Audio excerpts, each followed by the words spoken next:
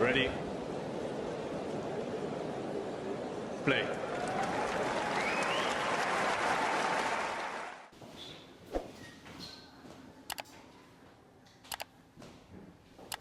Confesso sempre con Caroline Wozniacki. Caroline, thank you for coming.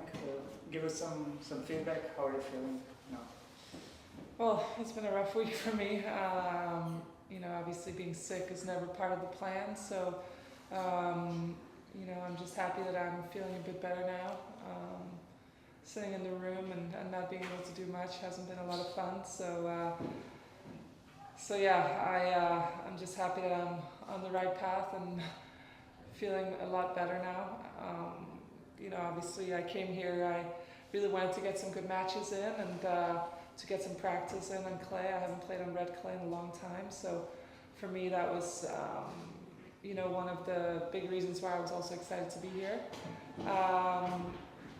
So yeah, it's unfortunate, but it is what it is, and I'm just glad the team has done as well as they have, and then you know, that's kind of the status we're at. I've tried to support as much as I could when I could, but at the end of the day, you know, my health is, you just, you know, try to do your best to recover as well as you can. I mean, you've been back on the tour now since last summer, more or less. Does it feel normal again, or did it feel normal immediately? I don't know. I think it's a little bit like riding a bike. You know, you kind of forget some things when you're kind of looking from the outside, and then as soon as you step into a tournament, you're like, oh, right, I completely remember all of this, and the booking of practice courts, and, you know, getting the transport or the cars or whatever it may be, and it's really comes very natural, but it's obviously a lot different for me coming back with two kids, and I've literally traveled with them basically everywhere. This is the first week that I have in Charleston as well for a few days, but in general I've been bringing them everywhere because that's been a big priority for me, to do this as a family and do this as a family unit, and I've really enjoyed that. Obviously that brings some challenges of logistics and everything else, but it's been fun. It's been challenging in a good way, and it's been fun. So you were retired, two kids, you were commentated, and then you thought, oh, I can beat these girls still. How has that been since? Do you playing get the results as your expectations were before you re-enter the tour, or was that been? I mean, I still think I've proven that I can beat anyone when I play well. You know, I also am older, and there's a lot of other things that are kind of going into it. But you know, I still think that I can beat anyone when I step on the court. I really, truly think that. Obviously, there are players that are playing great tennis, and there's players that are playing every week, and you know, there's some positives to doing that because you're constantly in match shape, etc. But at the end of the day, you know, I had my reasons to come back, and one of those reasons as well is I really want to play another Olympics. You know, obviously that's a big goal. The Grand Slams are a big goal, and everything else is a bonus to reach my main goals. You know, and at the end of the day, no matter what happens when I decide to not play anymore, I've given it a great shot, and I'm very proud of coming back. I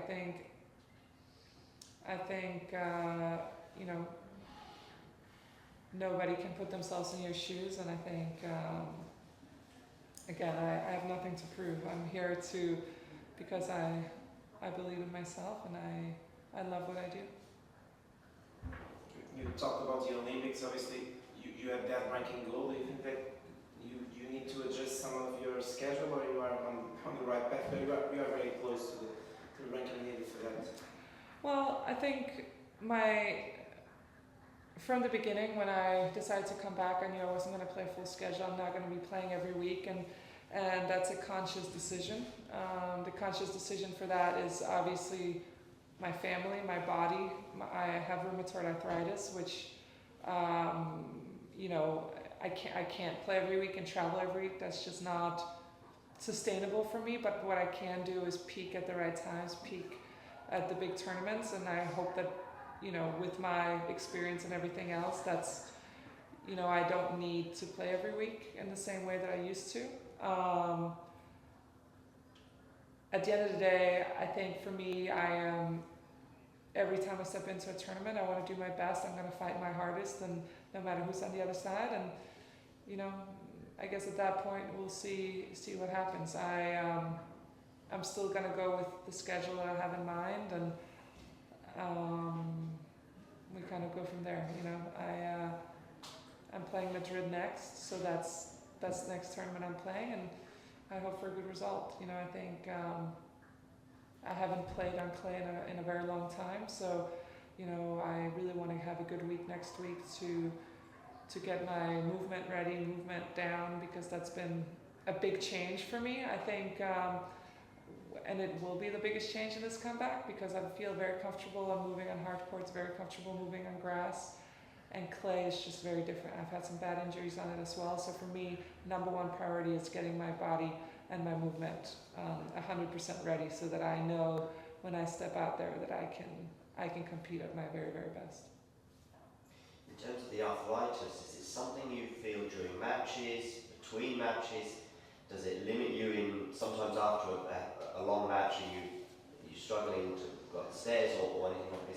So rheumatoid arthritis is an autoimmune disease. So it's not regular arthritis where, you know, you feel your knees, or for me, rheumatoid arthritis is my own body thinks that there's a virus or a bacteria coming in, and so it attacks my own joints. So when I am pushed very far, when I don't do proper recovery, if I don't sleep well, if I'm stressed, there's a lot of triggers that can add to it. If I don't eat properly, those are things that can trigger a response, and that's why I really have to be diligent in my recovery, my warm-ups, the tournaments that I play, my choice in, you know, the people I have around me, that, you know, we have to have great communication in how can I push, what can I do today, and where are we at. And I think that's also with experience has helped me a lot. And I think you know, the last year or so of my career as well, before I stopped, was a big learning curve, learning what works, what doesn't work, and so I think I've learned a lot from that. And other than that, it's you know, that's also why if I'm sick, etc., I really need to listen to my body. You know, I gotta hear it out. And that's what I think with age I've been better at, because back in the day it used to be, you know, I'm exhausted, I'm tired, well, we're just going to push through, it's fine. And at this point, it's just not. But that's also why playing the big tournaments, you play every other day, which is great for me. I can play every day, I practice every day, and I work out every day. But it just gives, you know, my body time to recover and doing what it needs to do. Seeing at the US Open last year, did you surprise yourself with your level? Did you know that you were going to hit the ground running pretty quickly? That's a good question. I think I wasn't surprised with where my level could be. I think it's not easy being away from almost 4 years and then coming back and playing matches right away, and you know, it's definitely different. So I guess yes and no. I didn't know what to expect when I got into long matches. It's different to focus for such a long period of time, and knowing every point really matters. But I wasn't surprised with how good I could play, because I'd been playing sets here and there with some of the girls and knew that my level was there. It's just putting it into a match is a lot different. But yeah, obviously that was a good start and a good starting point, and I knew that I needed to get into even better physical shape, more fitness-wise, where I felt like I can be out there for hours and play. And so that's obviously something I keep working on all the time. Okay. Just a question about the top players nowadays. Obviously you played Swiatek and golf already in the last 6 months. It's easy to compare with Serena and pick Sharapova, and you played Ivanovic as the rank is still going as well. It's easy to compare. Were you surprised with, because there is a feeling that the top players nowadays are not as consistent as obviously Serena was. She was winning everything in your time. Yeah, I've been asked this question quite a lot. and I don't think it's fair to compare because obviously, you know, Serena is the greatest female player of all time. So, you know, it's hard to be compared to her in general. So I don't think that's fair to this generation, the old generation, whoever, whatever generation is coming. And, you know, we have some players that are very good at tennis and they compete and they do well and they're great. I mean, I think Świątek has been very consistent over a long period of time. But I mean, Serena. To me, Serena is the best player I've ever played, and I think is going to be the best player I'll ever play in my career. And that's just the reality of it. And she's probably the best player most of these players have played. You know, there's a reason why she has so many Grand Slams, why she's been able to come back so many times, play for so many years, because she's just different. You know, she's just. I mean, it's incredible what she's been able to achieve. You know, she makes it look easy. She made it look easy, but I mean, it's absolutely not. I think everyone else can attest to that, how incredibly difficult it is. And seeing what Roger, Novak, Rafa have been doing, I mean, it's absolutely crazy. I mean, their level for so many years is so, again, it just makes it look like winning a regular tournament is nothing. But if you ask everyone else, I mean, the grind of what it takes to get there is crazy. And the way they've been managing to win Grand Slams, like it's a given, it's just, I mean, it's insane. It just shows how incredibly lucky we've been over the last 20 years to have players like this that can really elevate everything else. And so to compare anyone to them at this moment in time is not fair. But we have amazing young talent, both on the women and men's side, that are playing very, very good right now and are fun to watch and have a chance to achieve amazing things. But we've been looking at some of the greatest players of all time. It's hard to keep comparing yourself to them, you know, and I'm not going to compare myself to Serena because it's not fair to me either, you know. I feel like I've had a pretty good career, but like, you know, that's kind of where we're at. You talked about the preparation for European play, one of the reasons you are here. Did you have to also play for your team to be on the Olympic team in December?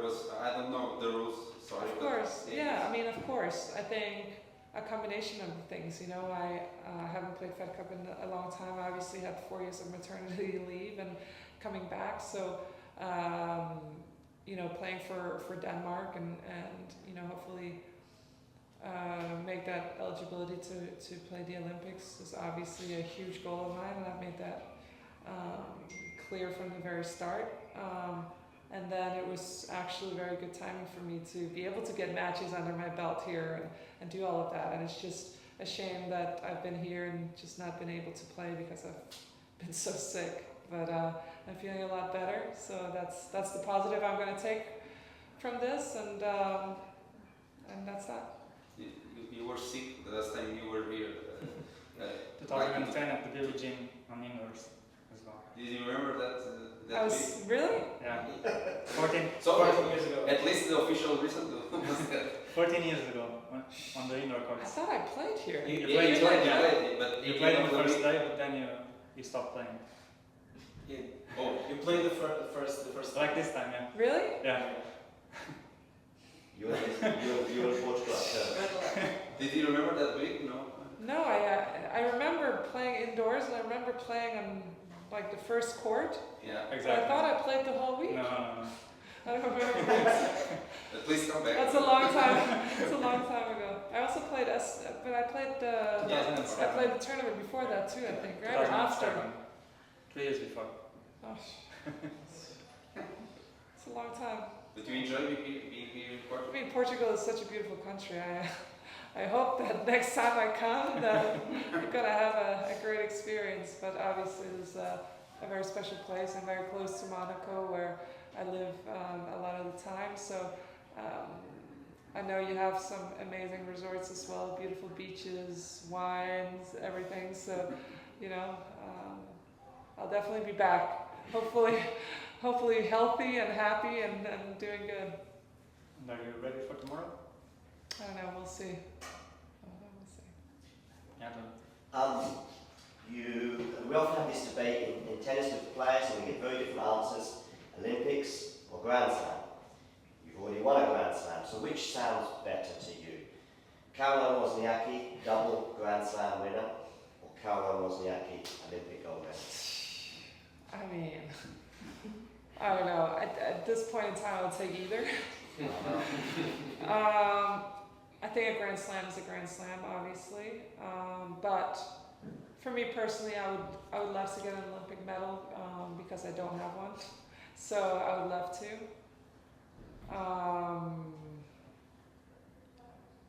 But I mean, another Grand Slam would be very, very special. But again, so would an Olympic medal. I'll take either one. I'm not going to be picky on that one.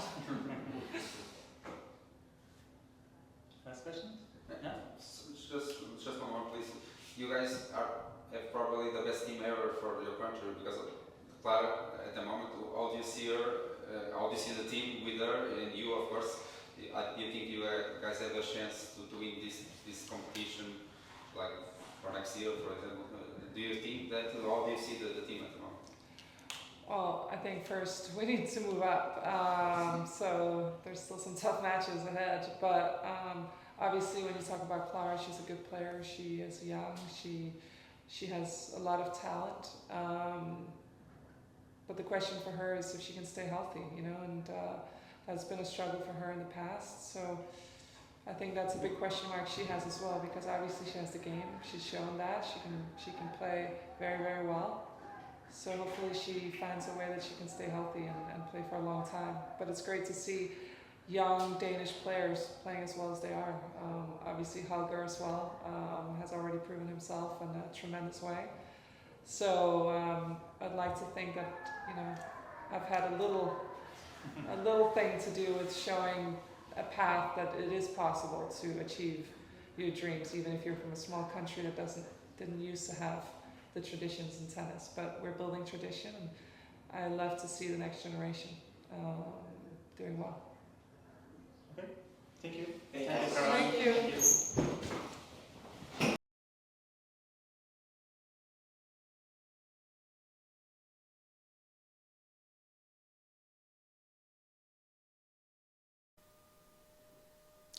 If you enjoyed this video, make sure you hit that like button. Don't forget to subscribe and click that notification bell so you don't miss out on all things tennis.